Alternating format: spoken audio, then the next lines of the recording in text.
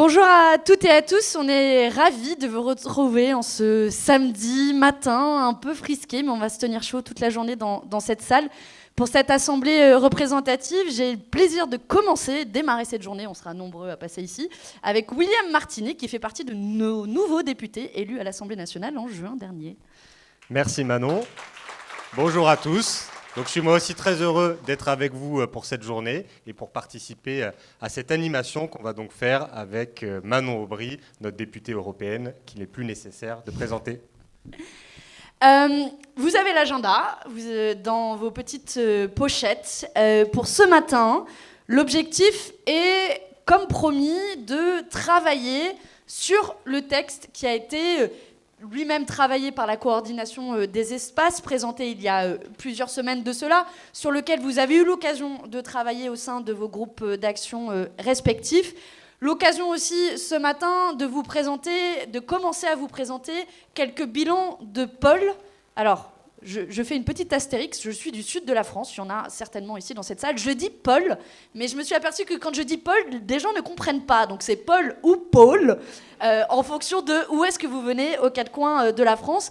Et donc, bilan de plusieurs Paul, Paul Finance, Paul Implantation territoriale et Paul des développeurs et développeuses. Et ensuite, on travaillera tous ensemble sur les tables sur la base du texte qu'on vous a présenté pour une majorité populaire, qu'on va vous représenter dans le détail avec William. Et on terminera la matinée par une présentation de la part de Clémence et Jean-Luc de l'Institut La Boétie. Et pour introduire ce matin... Merci Manon. Effectivement, sans plus attendre, pour introduire cette journée, réaliser un premier bilan politique des mois qui se sont écoulés, je vous demande d'accueillir celle qui est une figure du mouvement, celle qui est aussi ma présidente, puisque c'est la présidente du groupe parlementaire LFI-NUPES à l'Assemblée nationale. Je vous demande d'accueillir chaleureusement Mathilde Panot.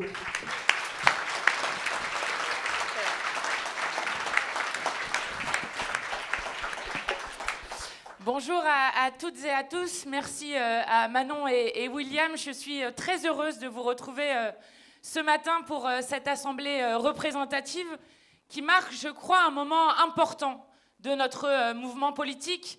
Important parce qu'il va nous permettre à la fois de continuer à développer notre mouvement à l'heure où il ne cesse de s'élargir et de mûrir et de continuer à lui donner encore davantage les moyens de notre ambition que nous continuons à redire et à réaffirmer, celui de gouverner ce pays.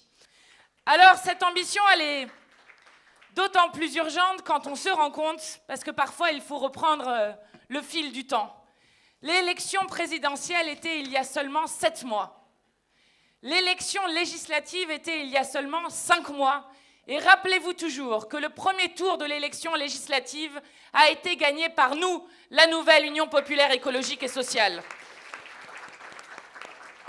Si je redis ces chiffres et cette échelle de temps très courte, c'est parce que, rappelez-vous de l'élection législative où on nous disait « Mais c'est horrible, si Jean-Luc Mélenchon est élu Premier ministre et que la NUPES arrive au pouvoir dans ce pays, eh bien, les entreprises arrêteront d'embaucher, il n'y aura plus aucun service public, les gens mourront dans des brancards, il y aura des coupures de partout. » Et c'est intéressant parce qu'on a l'impression qu'ils décrivent tout à fait le monde d'Emmanuel Macron. Nous sommes dans un moment où, dans la 7e puissance la plus riche au monde, nous sommes dans des pénuries à tout va, pénurie d'électricité et d'eau pour certaines communes, pénurie de soignants, pénurie de tous les travailleurs essentiels, je pense notamment aux accompagnantes d'élèves en situation de handicap, aux chauffeurs de cars scolaires, à tous les métiers dans l'éducation et dans l'enseignement. Pénurie de médicaments. Qui aurait cru un jour qu'on se retrouverait à se demander si les gens qui sont sous respirateur artificiel dans notre pays vont pouvoir avoir de l'électricité ou non? Emmanuel Macron rime avec tiers-mondisation dans notre pays.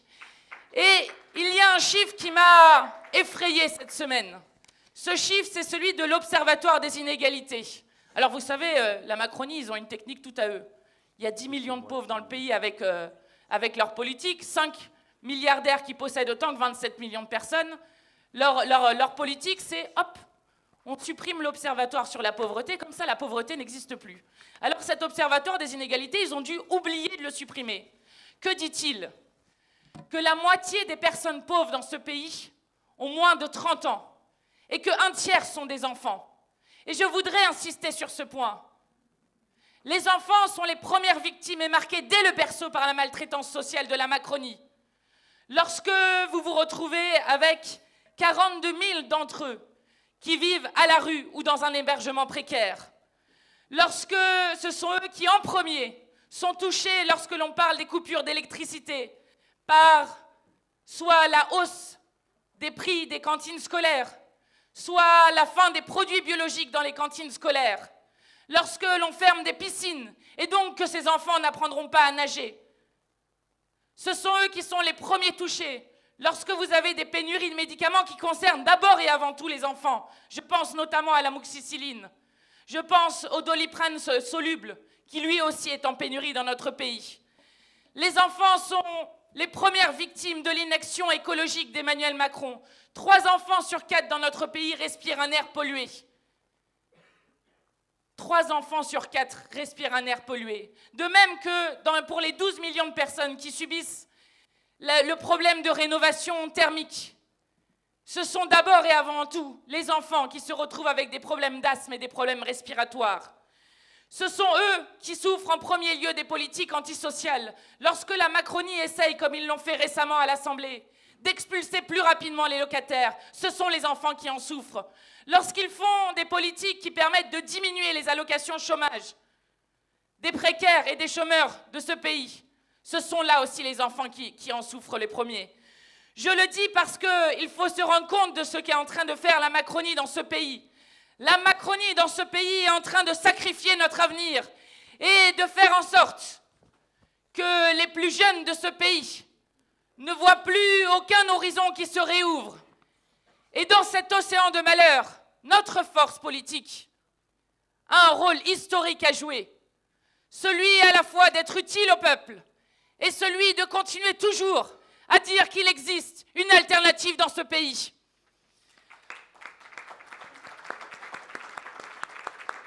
Alors, à l'Assemblée où nous bataillons avec les 75 élus députés insoumis que nous avons réussi à faire élire en juin, nous bataillons contre les ennemis du peuple qui sont nombreux.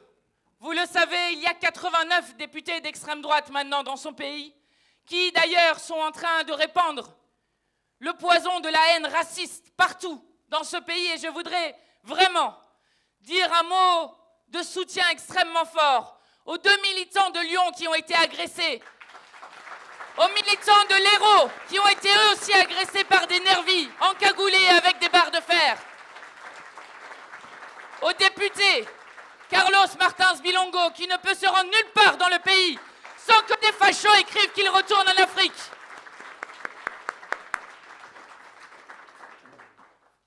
Et je le dis, nous ne reculerons jamais devant l'extrême droite, d'autant que nous avons conscience que les seuls qui peuvent faire une digue dans ce pays contre la haine de l'extrême droite, c'est nous.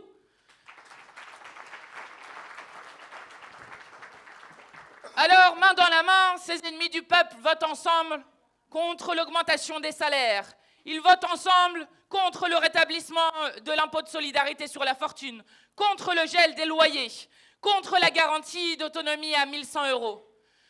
Je suis venue vous dire qu'avec le groupe parlementaire dont j'ai l'honneur d'être présidente, nous sommes à disposition du mouvement insoumis. Et nous avons déjà remporté des victoires.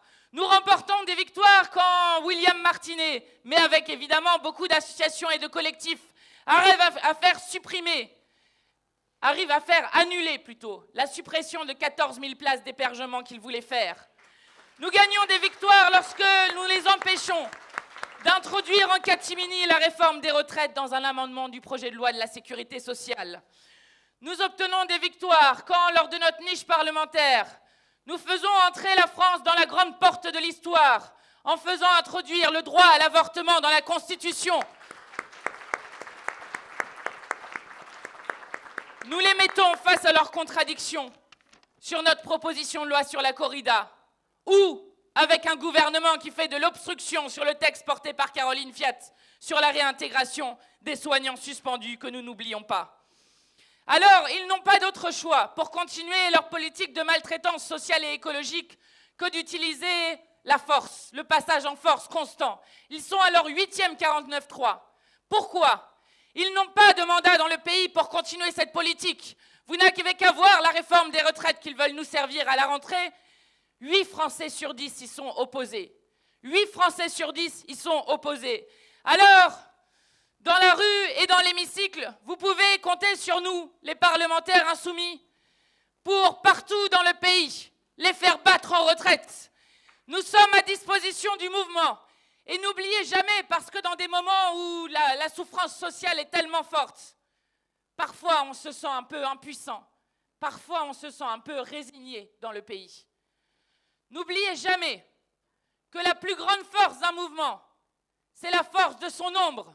N'oubliez jamais que nous avons commencé l'année avec les plus grandes universités d'été du pays, que nous avons fait une marche le 16 octobre qui a réuni 140 000 personnes et que nous sommes une majorité sociale dans ce pays à ne plus vouloir de ce monde de malheur, à vouloir cesser cette politique d'Emmanuel Macron et à dire ensemble que oui, un autre monde est toujours possible et que nous mettrons toutes nos forces pour y arriver. Alors, bons travaux les amis, merci partout dans le pays de continuer à vous battre et de rester et de laisser allumer cette flamme de l'espoir. Nous allons réussir à gouverner ce pays et à les faire battre en retraite sur cette réforme infâme de la réforme des retraites. À la bataille les amis et merci.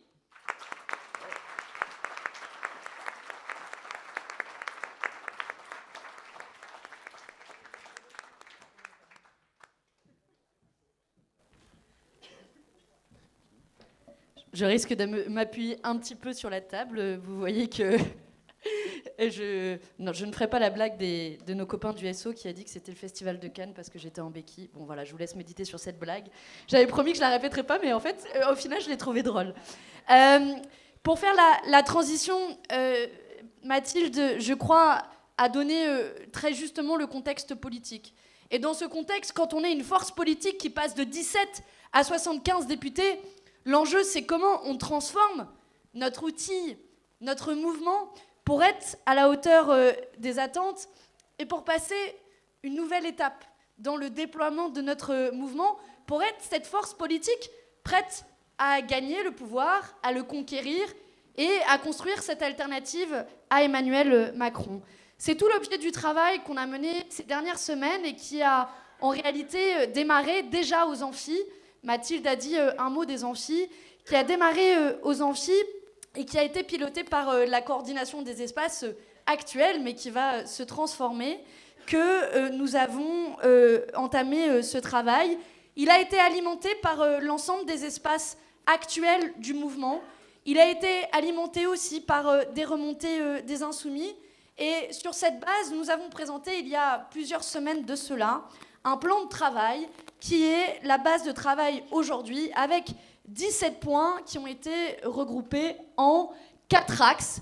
4 axes dont l'objectif, vous l'avez compris, c'est comment répondre à la fois aux besoins concrets que vous représentez ici, vous représentant des groupes d'action, mais aussi comment être davantage réactif, davantage en phase avec la société et surtout avoir les moyens de nos ambitions, c'est-à-dire d'être la première force politique de ce pays en termes de nombre et d'ambition politique. Ces 4 axes de travail, on les a regroupés derrière mener la bataille culturelle, fédérer le peuple et ses combats, se déployer sur tout le territoire et s'organiser pour gagner. C'est cette feuille de route que nous allons brièvement vous représenter maintenant avec William et sur laquelle nous voulons l'enrichir, nous voulons travailler ensemble. Et à la fin de la journée, sur la base de vos travaux respectifs en table que vous allez restituer, on vous présentera une feuille de route qui sera enrichie. Je commence tout de suite par présenter le premier axe qui est celui de la bataille culturelle. On le sait, on a gagné des victoires culturelles ces derniers mois et ces dernières années. Prenez ne serait-ce que la taxe sur les super-profits, qui était un gros mot il y a à peine quelques années, Et à force d'abnégation, de combat à tous les étages de la société, nous l'avons remporté. Pour renforcer cette bataille culturelle, voici les principaux outils dont nous nous dotons. Le premier, c'est une école de la formation qui sera présentée plus en détail par Clémence et Jean-Luc plus tard, dont l'objectif est de fournir aux militants des outils théoriques, mais aussi pratiques, qui sont utiles à l'action.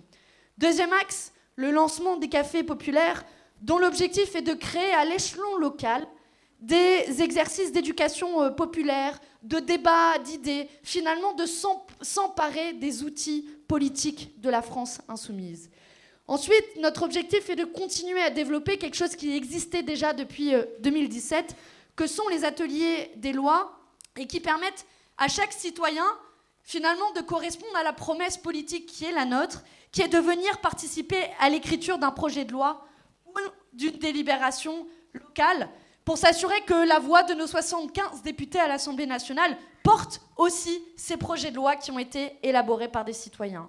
Et enfin, sur cet axe, le lancement d'une émission hebdomadaire que je ne vous présente pas puisque nous l'avons lancée à la rentrée, l'émission populaire, qui finalement, à l'heure où Bolloré détient tous les médias et fixe un petit peu la ligne politique dans certaines émissions dont je ne ferai pas la publicité ici, on a vu l'importance d'avoir et de créer nos propres outils médiatiques, dont l'émission hebdomadaire en est un, mais dans lequel nous trouvons aussi l'ensemble des médias de la France insoumise. Voici pour le premier axe, maintenant le deuxième axe. Merci Manon. Je vais donc vous présenter cet axe 2, fédérer le peuple et ses combats. Si nous voulons construire une majorité populaire dans le pays, il nous faut rassembler le peuple par les luttes, pour les luttes, et aussi au sein de cette coalition politique dont nous sommes les principaux animateurs, qui est la nouvelle Union populaire écologique et sociale. Pour remplir cet objectif, il nous faut mettre en place ou développer des réseaux des luttes sociales et réseaux des résistances écologiques. Parce que nous avons dans le pays, partout dans le pays, des luttes qui sont menées. Quand je dis des luttes sociales, ce sont les luttes pour la répartition des richesses, pour les droits des travailleuses et des travailleurs. Ce sont des luttes qui existent dans les entreprises, mais c'est aussi des luttes qui vont se matérialiser à l'échelle nationale dans quelques semaines avec la question de la réforme des retraites. Dans quelques semaines, Mathilde Panot en parlait tout à l'heure, la bataille sur la réforme des retraites sera la grande bataille sociale qui va animer le pays et dans laquelle nous devrons donner toute notre énergie. Il y a aussi ces batailles écologiques, qui sont des batailles de résistance face à la destruction de notre écosystème, ce seul écosystème qui est compatible avec la vie humaine. Toutes ces luttes, et il y en a d'autres, il y a évidemment des luttes féministes, il y a des luttes antiracistes, toutes ces luttes, nous avons la responsabilité de les soutenir, de leur donner de la visibilité, de leur donner un débouché politique, et ça se concrétisera par la création d'un pôle des luttes sociales, par la création d'un réseau des luttes écologiques, et aussi par le fait que chaque livret thématique du mouvement aura une responsabilité particulière pour être en lien et pour soutenir les différentes luttes que j'ai évoquées. Nous allons aussi mettre en place un pôle auto-organisation et lutte citoyenne. Les luttes citoyennes, ce sont toutes les luttes de résistance au néolibéralisme, dans le sens où le néolibéralisme, il détruit les services publics et les réseaux qui sont indispensables à la vie.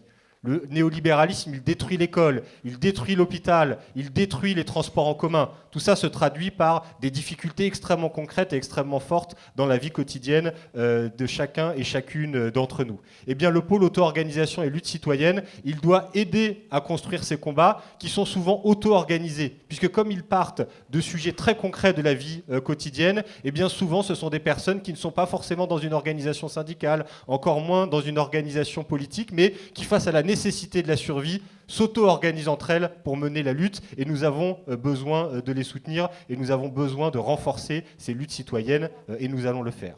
C'est aussi la question de l'agit-propre, c'est-à-dire de l'agitation de propagande. Il y a une bataille culturelle à mener, Manon Aubry en parlait à l'instant, mais il faut nous donner les moyens de faire des coups d'éclat de rendre visible la bataille idéologique. Parce qu'on sait que le néolibéralisme dont je parlais à l'instant, il est sur le déclin, il est minoritaire dans la société, mais nous avons une autre difficulté face à nous qui est la résignation, le désintérêt. Eh bien, si nous voulons politiser les sujets de la vie quotidienne, nous avons besoin de stratégies d'agit-propre, nous avons besoin de coups d'éclat, et c'est ce que nous allons faire.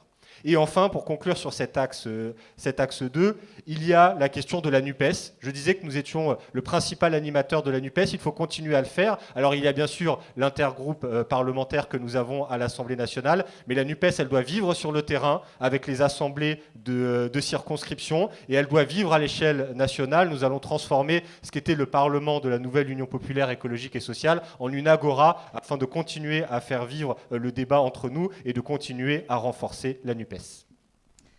Troisième axe, se déployer sur tout le territoire. Vous êtes en fait ici chacune et chacun d'entre vous représentant des groupes d'action dans chaque département, finalement une émanation du territoire.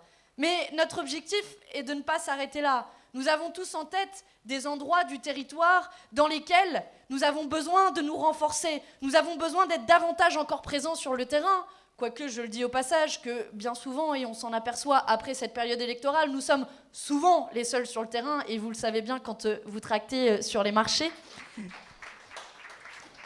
Mais l'objectif est de ne pas s'arrêter, s'endormir sur nos lauriers, et c'est pour ça qu'on veut se doter d'outils pour faciliter précisément votre travail sur le terrain. C'est pourquoi, dans cet axe, un des premiers objectifs, vous l'avez vu, et ça a commencé dans certains départements, c'est l'ouverture d'un QG de la France Insoumise dans chaque département de France, en commençant par les départements dans lesquels nous n'avons pas encore de députés et dans lesquels il nous semble prioritaire d'avoir un espace où se retrouver, où se réunir, où entreposer du matériel. Bref, faciliter la vie à l'échelon de chacun des départements dans lesquels vous êtes présents. Deuxième objectif, la création d'un réseau de développeurs et développeuses. On le sait, dans certaines villes, je ne vais pas prendre d'exemple, on a un insoumis au mètre carré. Dans d'autres villes, on sait que c'est plus difficile. Il suffit pour cela de regarder la carte électorale de France. Je sais de quoi je parle en venant du Var, où le Rassemblement national est très fort. Notre objectif, c'est précisément de créer un réseau de développeurs et de développeuses pour contribuer, en lien évidemment avec l'ensemble des groupes d'action sur le territoire, pour créer de nouveaux groupes d'action, pour les aider à les développer, pour les aider dans les besoins spécifiques que ces groupes d'action peuvent avoir, parfois en étant un peu esselés, parfois en étant éloignés les unes et les uns des autres, avec un objectif que nous assumons. C'est la reconquête de chacune des circonscriptions de France, notamment gagnée par la droite et l'extrême droite. Je le dis très clairement, et ça fait le lien avec le point suivant, nous n'avons pas renoncé à gouverner le pays. Nous n'avons pas renoncé à gagner l'ensemble des circonscriptions de France. Et quand Emmanuel Macron parle de dissolution, nous lui disons que jamais, jamais, nous n'avons eu peur des urnes et que jamais nous n'aurons peur du scrutin populaire, et nous nous préparons d'ores et déjà avec ce plan d'action pour gagner de nouvelles circonscriptions.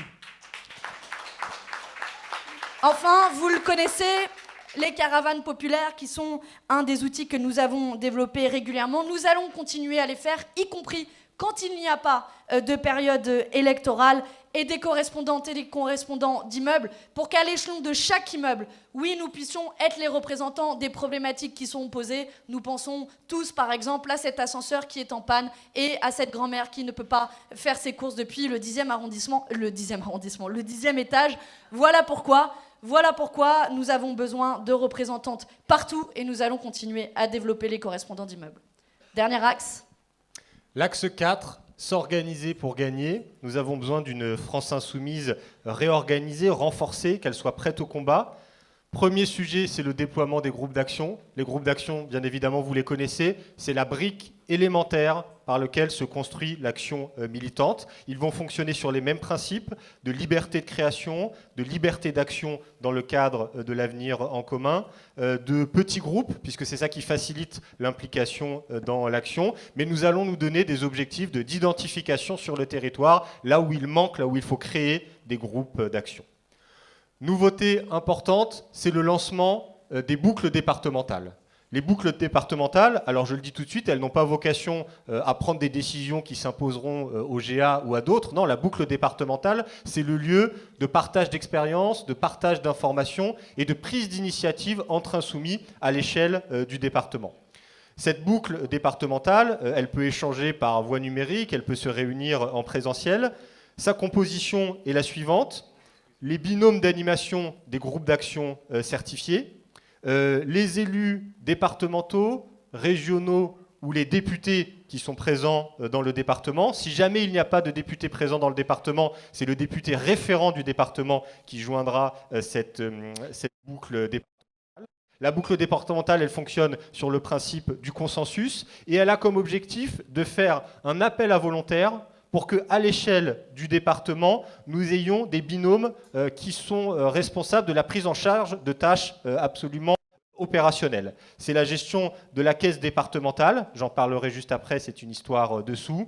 C'est la question de l'animation du QG départemental, c'est la question des relations extérieures, c'est la question des réseaux sociaux et des communiqués, et c'est la question du suivi des mobilisations et des luttes sociales et écologiques, à charge de la boucle départementale d'aller chercher des volontaires qui pourront prendre en charge ces différentes responsabilités. Toujours sur la façon dont notre mouvement va se réorganiser, il y a une question financière qui va être tout à fait novatrice. Nous allons mettre en place un système de contribution volontaire qui permettra aux insoumis, mais aussi à l'extérieur, parce que le but c'est d'aller chercher du soutien à l'extérieur du mouvement avec cette question financière, une contribution où les personnes s'engagent à faire un don sur une période d'1 an, qui permette de financer le mouvement. Cette contribution financière, quand elle sera faite par une personne, elle pourra être ventilée. C'est-à-dire que la personne qui va donner de l'argent, elle va pouvoir dire quelle proportion elle va donner à tel ou tel GA certifié, quelle proportion elle donnera à la caisse financière à l'échelle du département, dont je viens de parler tout à l'heure, et même quelle proportion sera donnée à l'échelle nationale. Les élus vont également payer des contributions financières, à la fois au niveau national et au niveau départemental. Et nous avons ajouté à tout ça une notion de péréquation, parce que nous savons qu'il y a des territoires où les gens sont plus ou moins riches, que ce soit riches en élus ou tout simplement riches financièrement, et si nous voulons un développement harmonieux de notre mouvement, il faut faire une péréquation financière, et c'est ce que nous ferons, car il y aura 20% des contributions qui seront captées dans une caisse nationale et redistribuées à l'échelle des départements, sous une forme de péréquation dont on n'a pas encore la formule, et c'est d'ailleurs un des sujets que l'on pourra travailler ensemble au cours de cette journée. Pour finir sur la question de l'organisation du mouvement, et ça va faire la transition avec le point d'après, nous allons réorganiser les espaces nationaux du mouvement. Je le disais tout à l'heure, les GA, c'est la brique élémentaire de l'action militante à l'échelle locale. Eh bien, à l'échelle nationale, c'est le pôle. Alors, pôle, maintenant on prononce comme on veut, qui est la brique élémentaire du mouvement à l'échelle nationale. Un pôle, c'est des insoumis qui se rassemblent avec une cohérence d'actions, d'initiatives qu'ils veulent prendre à l'échelle nationale. Eh bien, ces pôles, ils sont d'une vingtaine, on va vous les présenter. Ils sont rassemblés en espaces qui ont leur propre cohérence, et ce sont les représentants de ces espaces qui vont constituer la coordination du mouvement qui, comme son nom l'indique, aura comme objectif de coordonner nos différentes initiatives. Je vous propose d'aller tout de suite au cœur de l'action et que maintenant on se mette à présenter les différents espaces et pôles. Donc vous l'avez compris, c'est une déclinaison en quelque sorte des 4 axes qui ont été présentés jusqu'ici et dont l'objectif est de mettre en œuvre la machine insoumise sur la base des actions et des missions dont on se dote collectivement.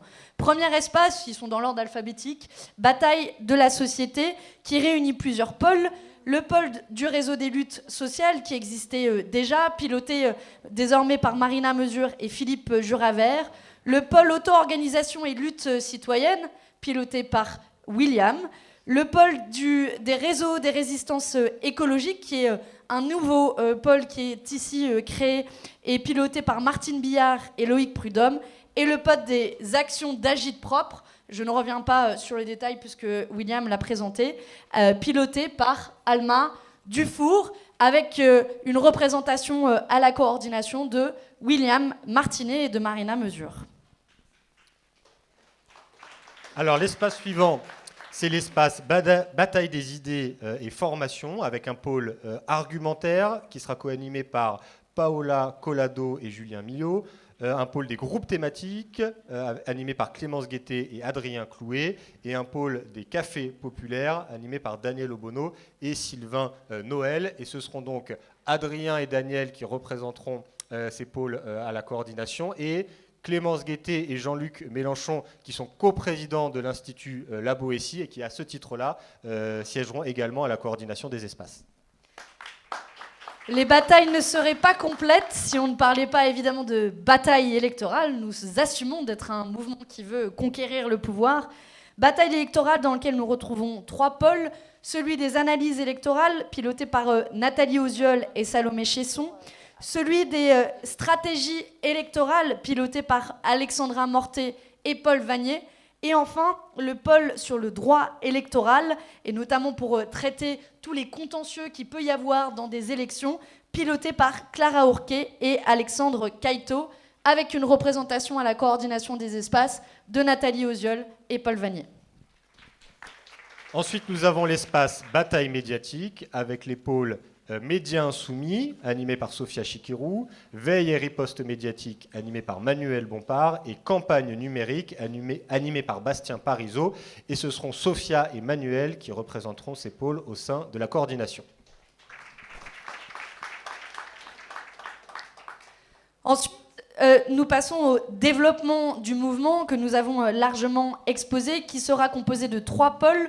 Celui du réseau des développeurs insoumis, animé par Alexandra Mouton et Francis Parny. Le pôle des caravanes populaires et des correspondants d'immeubles, animé par Djangou Traoré et Clarence McDougall. Et enfin, le pôle du déploiement des parlementaires, notamment dans les départements où nous n'avons pas d'élus, Ségolène Amiot, avec une représentation à la coordination des espaces de Ségolène Amiot et Francis Parny. Nous avons ensuite l'espace initiative du mouvement, avec les pôles événements nationaux animés par Caroline Fiat et Bastien Lachaud, événements unitaires animés par Aurélie Trouvé, amphi d'été animé par Élodie Chloé et Carlos Martins Bilongo, et enfin le pôle coordination générale et logistique animé par Hélène Gilda Duclos et Clément Pignon. Et ce seront Aurélie et Bastien qui représenteront ces pôles et cet espace à la coordination. Ensuite, impossible de faire l'impasse sur l'intergroupe parlementaire, avec à sa tête, côté Assemblée nationale, Mathilde Panot, présidente du groupe à l'Assemblée nationale, et moi-même, c'est toujours un peu bizarre, à la tête du groupe de la gauche au Parlement européen, avec un objectif d'ici la prochaine réunion de l'Assemblée représentative, pour l'espace parlementaire, de compléter sa représentation au sein de la coordination des espaces et d'en discuter en son sein de sa représentation dans les semaines et les mois à venir. Nous avons ensuite un espace intervention dans la jeunesse, avec comme pôle le réseau des jeunes insoumis qui sera co-animé par Emma Fourreau et Aurélien Lecoq, et Louis Boyard qui sera en charge d'assurer cette représentation dans la coordination des espaces. Ensuite, l'espace pratique citoyenne du pouvoir et des élus, avec en son sein 5 pôles. Tout d'abord, l'Association nationale du réseau des élus citoyens et insoumis, avec Delphine Fénas, Claire Schweitzer, Guillaume Chausseny et Gabriel Amar, qui sont, je crois, tous 4 coprésidents de l'association. Ensuite, le pôle des élus français de l'étranger, avec Bérangère L. Ambassi et Jean-François Deluché. Le pôle de la formation des élus locaux et des radicalités communales, Séverine Véziès et Guillaume Serriès. Les ateliers des lois et des délibérations que je vous ai représentés avec Magali Romagy et Antoine Marzalek. Et enfin, les juristes militants, Cyrine Bichouel et Alan Brunon, avec une représentation à la coordination des espaces de Séverine Véziès et Gabriel Amar. Nous avons ensuite le dernier espace, qui est l'espace vie du mouvement, avec les pôles locaux dans les départements, co-animés par Anaïs Bellouassa et Antoine Léaumont. Groupe d'action, co-animé par Alexandra Mortet et Clément Verdet. Outils numériques, animé par Salomé Chesson et Giuseppe De Ponte. Le pôle pratique militante et éducation populaire, co-animé par Sarah Legrain, Manon Coléou, Alexis Baudin et Maxime Lenné. Et enfin, le pôle gestion du matériel militant, animé par Ulysse Cumer. Et ceux qui assureront la représentation de ces pôles dans l'espace, ce seront Sarah Legrain et Antoine Léaumont. Et maintenant qu'on a fini le tour des coordinations, de la coordination, et avant de passer au conseil politique, juste un mot sur le travail de la coordination pour nommer ces animateurs et co-animateurs. On a été finalement, alors déjà on a beaucoup travaillé parce qu'on a fait beaucoup de réunions à ce sujet, et il y a finalement 2 configurations. Il y a des pôles qui étaient déjà préexistants à la réorganisation. Et donc dans ce cas-là, ce sont tout simplement les pôles, leurs militants, ceux qui se sont impliqués dans la vie des pôles, qui se sont réunis pour proposer à la coordination des animateurs ou des animatrices. Et il y a une deuxième configuration, vous l'aurez remarqué, des pôles qui ont été créés ex nihilo. Et là, la coordination est allée chercher des camarades dont on pense que l'expérience, le profil, leur permettra de lancer avec réussite ces différents pôles. Tout en ayant en tête que là, c'est un lancement de la nouvelle coordination et des nouveaux pôles, et qu'on a un point d'étape à 6 mois avec une nouvelle assemblée représentative pour faire le point avec ces pôles. Qu'est-ce qui a marché, qu'est-ce qui n'a pas marché, comment on améliore, comment on met à jour l'animation des pôles, etc., etc.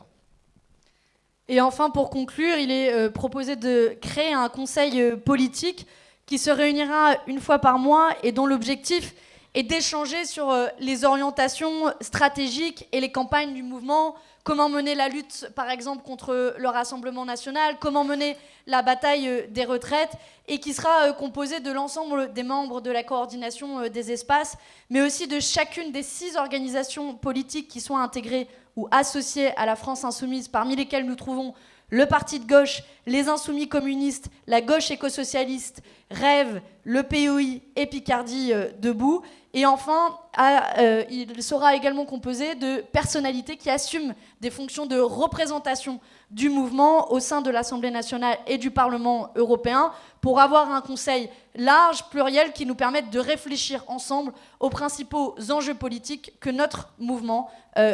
auxquels notre mouvement doit répondre.